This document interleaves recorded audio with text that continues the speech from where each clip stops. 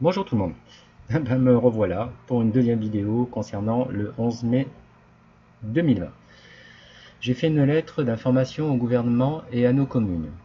Bonjour mesdames et messieurs, je suis Atsem, agent territorial spécialisé des écoles maternelles, contractuel depuis cette année, cadre d'emploi médico-social sur Lyon, et je fais partie de la communauté éducative.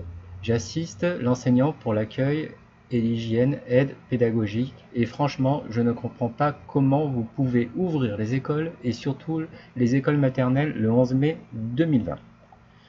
Nous sommes confrontés toute l'année scolaire, 10 heures par jour, au contact des enfants de 2 à 6 ans.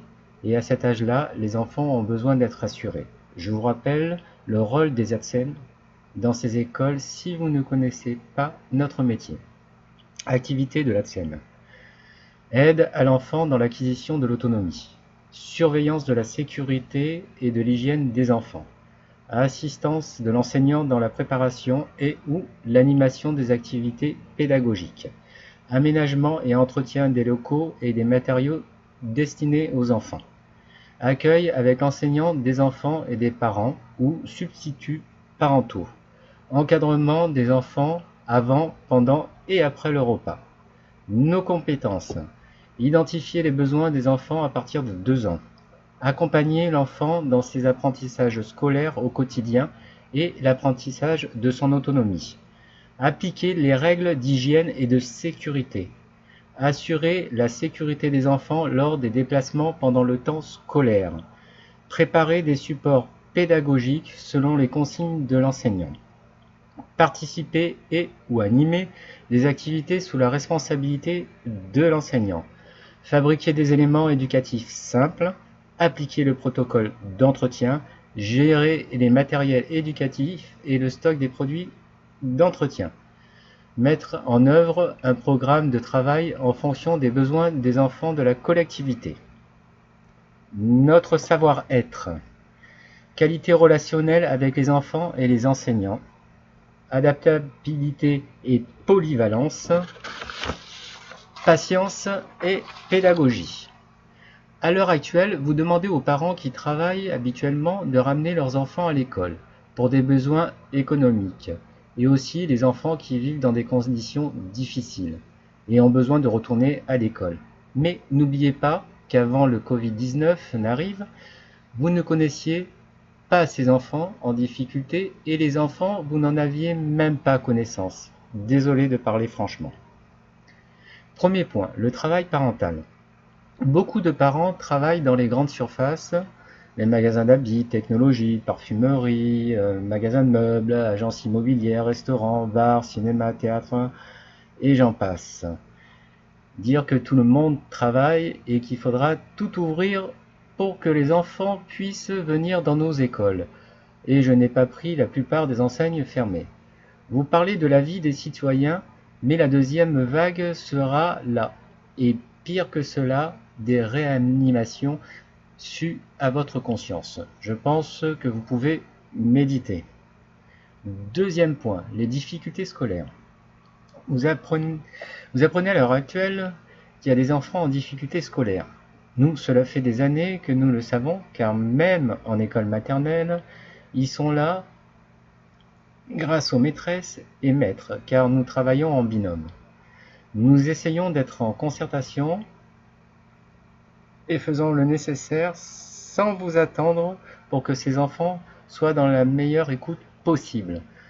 Pour quelles raisons n'avez-vous pas anticipé en prenant quelques résolutions, par exemple en fournissant des tablettes qui auraient coûté une misère pour les familles, avec ces enfants en difficulté scolaire, et qui auraient pu suivre les cours des enseignants et enseignantes. Troisième point, les enfants dits handicapés. Pour les enfants avec un handicap, comment allez-vous faire?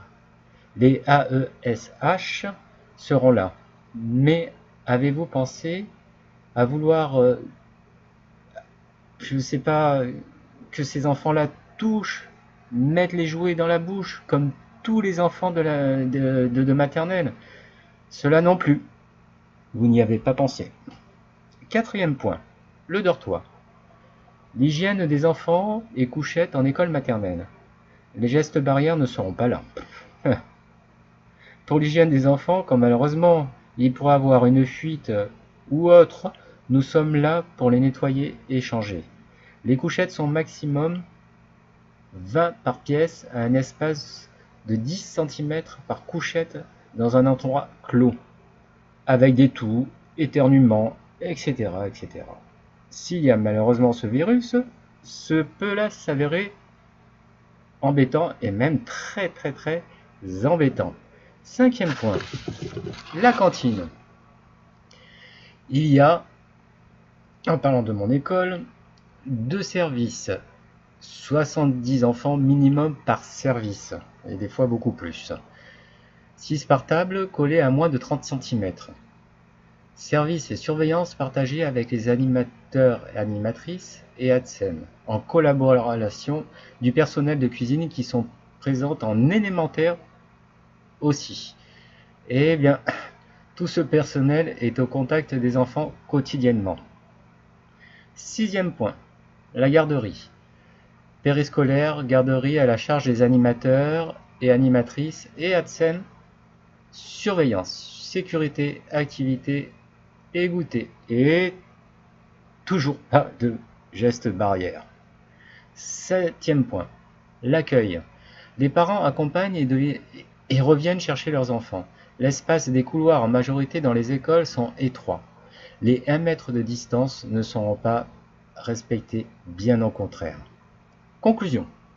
Je trouve que l'ouverture des écoles et écoles maternelles est prématurée pour le 11 mai 2020. Beaucoup de paramètres de sécurité sont à mettre en œuvre. La mise en conformité des lieux publics, hygiène, le dépistage des intervenants, parents et enfants. Malheureusement, en 3 semaines, c'est vraiment impossible de le faire. C'est une organisation qui demande plus de temps, donc à reporter l'ouverture au mois de septembre, car toutes les conditions requises citées plus haut seront à même d'être respectées d'ici là. Dépistage, hygiène et sécurité pour toutes et tous. Merci à vous d'avoir pris le temps de me lire et qui sait, prendre en compte le sujet des écoles pour la sécurité des enfants, intervenants et parents. Je vous remercie de m'avoir écouté et je vous dis à bientôt pour certainement une nouvelle vidéo parce qu'il y en aura encore. Allez, ciao!